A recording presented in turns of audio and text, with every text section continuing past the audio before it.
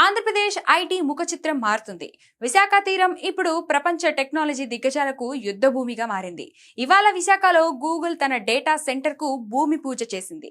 మరోవైపు దేశీయ సంపన్న దిగ్గజం Mukesh Ambani Reliance data centre cluster పేరుతో భారీ పెట్టుబడి పెట్టనున్నట్లు ప్రకటించారు. ఇది వైజాగ్ కు గేమ్ చేంజర్ అవుతుందని భావిస్తున్నారు. విశాఖలో గూగుల్ డేటా సెంటర్ కు మంగళవారం శంకుస్థాపన జరిగింది. ముఖ్యమంత్రి చంద్రబాబు, కేంద్ర మంత్రి అశ్విని వైష్ణవ్ దీనికి భూమి పూజ చేశారు. సుమారు $15 బిలియన్ అంటే దాదాపు 1,35,000 కోట్ల పెట్టుబడితో ఇది ఏర్పాటవుతుంది. 1 గిగావాట్ సామర్థ్యంతో గూగుల్ ఇక్కడ డేటా సెంటర్ ఏర్పాటు చేస్తుంది. అదానితో పాటు ఎయిర్టెల్ కూడా ఈ ప్రాజెక్టులో భాగస్వామ్యం అవుతున్నాయి.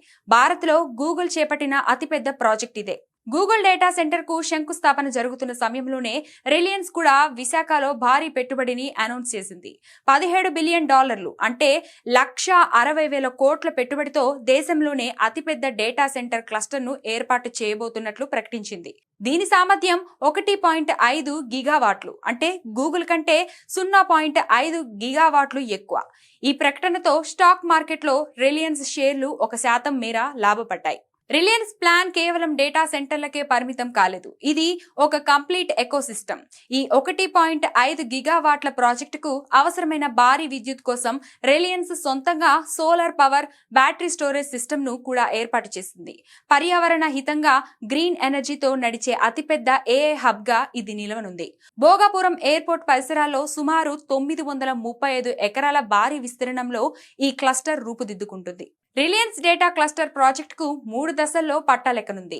తొలి దశలో 300 ఎకరాల్లో 500 మెగావాట్ల యూనిట్ ఏర్పాటు చేస్తారు. ఇది 2028 అక్టోబర్ నాటికి అందుబాటులోకి వస్తుంది. రెండో దశలో అదనంగా 1 గిగావాట్ సామర్థ్యాన్ని అందుబాటులోకి తెస్తారు. ఇది 2030 నాటికి పూర్తి కానుంది. దీనికోసం రిలయన్స్ ప్రభుత్వం నుంచి తొలి దశకు 300 ఎకరాలు, రెండో దశకు 635 ఎకరాల భూమిని కోరింది. ఒకే రోజు ఒకే నగరం, 2 దిగ్గజాలు, ఏకంగా 3 లక్షల కోట్లకు పైగా ఉమ్మడి పెట్టుబడులు. గూగుల్ శంకుస్థాపన వేళ రిలయన్స్ మెగా ఇన్వెస్ట్మెంట్ అనౌన్స్ చేయడం మార్కెట్ వర్గాలను ఆశ్చర్యపరిచింది.